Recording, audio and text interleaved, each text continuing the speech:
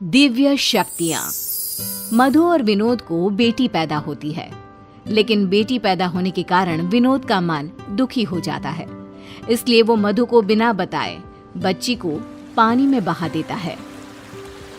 बहते हुए बच्ची एक गांव के किनारे पहुंच जाती है, जहां के लोग एक ऐसे राक्षस से डरते हैं जिसका आधा शरीर मनुष्य का है और आधा जानवर का। वहां रैमिता नाम की एक औरत उस बच्ची को देख लेती है और पानी से उठा लेती है। ये इतनी सुंदर गुड़िया है, कितना बेरहम होगा वो आदमी जिसने इसे पानी में छोड़ दिया। लगता है भगवान ने इसे मेरे लिए ही भेजा है। रैमिता बच्ची को अपने घर ले आती है और अपने पति नवीन को सब कुछ बता देती है। नवीन कहता है, आज से हम बेटी के भी माँ बाप हो गए हैं। अब इस घर में भी चहल पहल हो जाएगी। अब मेरी गुड़िया का नाम किंजल होगा। रैमिता और नवीन किंजल को अपनी बेटी बनाकर अपने साथ रख लेते हैं। जब रैमिता किंजल के कपड़े बदलती है तो उसकी पीठ पर एक त्रिशूल का निशान देखती है और तुरंत गांव की एक बूढ़ी औरत को बुलाती है और उसे निशान दिखाती है। ये कोई मामूली लड़की नहीं लग रही, इसके अंदर कोई ना कोई दिव्य शक्ति जरूर होगी जो तुम्हें इसके बड़े होने पर पता चलेगी। लगता है ये इस गांव को बचाने के लिए आई है। सालों पहले एक पंडित ने कहा था कि इस गांव को बचाने के लिए एक दिव्य शक्ति आएगी जो इस गांव को राक्षस के प्रकोप से बचा लेगी। ये क्या कह रही हैं आप? मेरी बेटी को इन सब में मत घसीटिए। तुम चिंता क्यों कर रही हो? इसे थोड़ा बड़ा होने दो, फिर तुम सब कुछ खुद ब खुद समझ जाओगी। मुझे समझ में आ गया है, भगवान ने हम दुखियारों के लिए मसीहा भेज दिया है।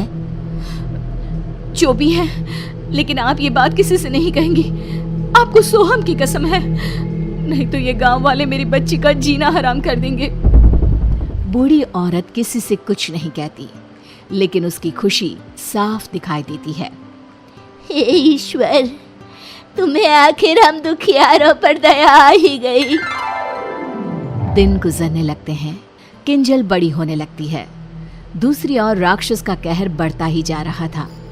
राक्षस रात के अंधेरे में लोगों को उठाकर ले जाता है और दिन को वो लोग मरे हुए पाए जाते हैं। एक दिन बुढ़िया रात को सोहम के पास जाकर कहती है, बेटा, इस गांव को हमें छोड़ देना चाहिए।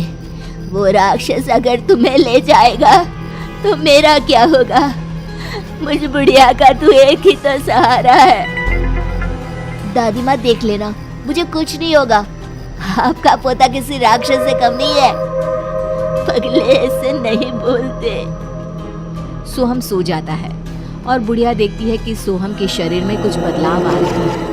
उसके हाथों के नाखून किसी दानों की तरह हो रहे हैं और उसके चेहरे पर बाल आ रहे हैं। ये सब देखकर बुढ़िया डर जाती है और सोहम को उठा लेती है।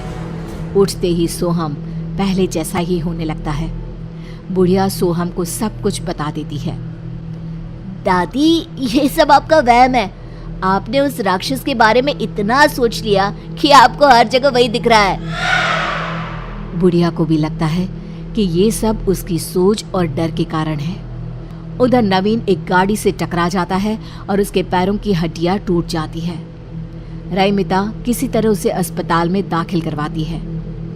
उसके ऑपरेशन के लिए पैसों के जुगाड़ करने में लग जाती है, लेकिन जैसे ही किंजल नवीन के पैरों को हाथ लगाती है, नवीन ठीक हो जाता है।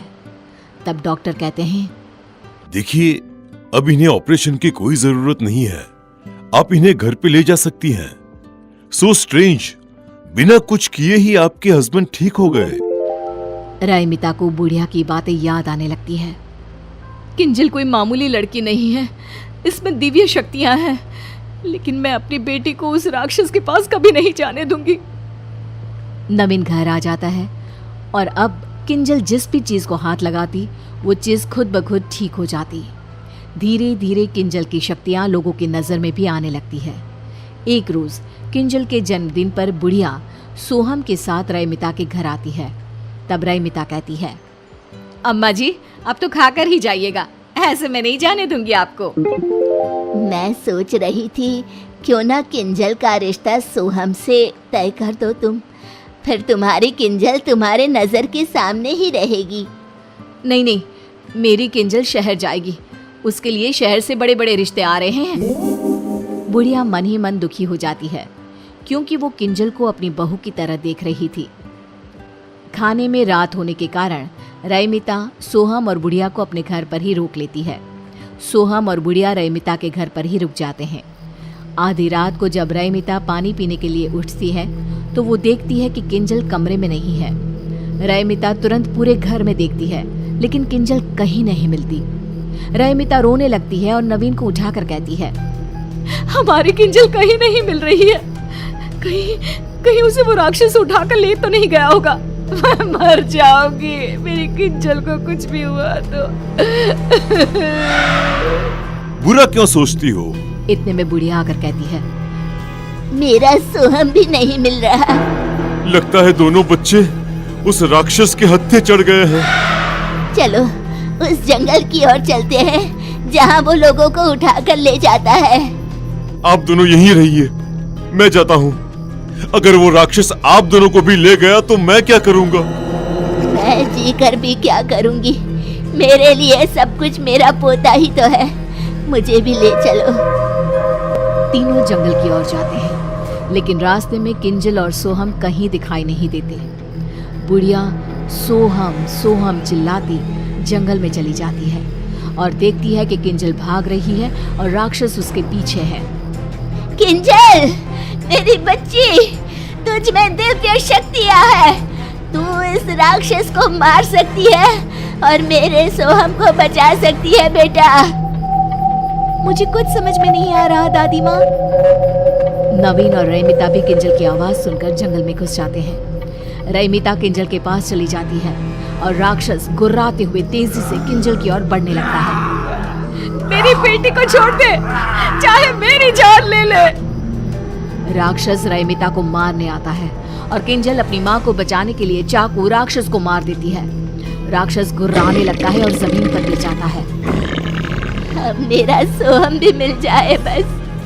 मैं कहती थी ना रईमिता, किंजल में दिव्य शक्ति है जो इस राक्षस को मार सकती है। राक्षस का शैतानी रूप गायब हो जाता है और वो अपने असली रूप में, जो कि सोहम का है, उसमें आ जाता है। सोहम, इन सब के पीछे तुम थे? नहीं, ये सोहम नहीं है। सोहम को राक्षस ने अपने वश में कर लिया था। हर 21 साल में वो अपना शरीर बदलता है। इस बार वो सोहम को चुनने वाला था। किंजल, तुम ना होती तो मैं बुढ़िया अपना आखिरी सहारा भी खो देती। गांव राक्षस के कहर से मुक्त हो जाता है और किंजल की शादी सोहम से हो जाती है।